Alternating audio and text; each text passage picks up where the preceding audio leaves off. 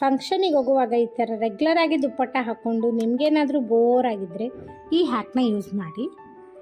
ದುಪ್ಪಟ್ಟದ ಸೆಂಟ್ರಿಗೆ ಒಂದು ಸ್ಯಾರಿ ಪಿನ್ನನ್ನು ಅಟ್ಯಾಚ್ ಮಾಡಿದರೆ ಇನ್ಸ್ಟಂಟಾಗಿ ದುಪ್ಪಟ್ಟ ಬ್ರೋಚ್ ರೆಡಿ ಆಗುತ್ತೆ.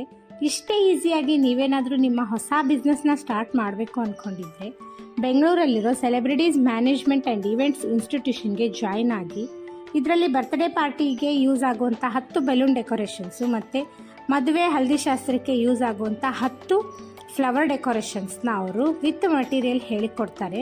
ಕ್ಲಾಸ್ನ ಕೊನೆಯಲ್ಲಿ ಗೌರ್ಮೆಂಟ್ ಅಪ್ರೂವ್ಡ್ ಸರ್ಟಿಫಿಕೇಟ್ ಕೂಡ ಕೊಡ್ತಾರೆ.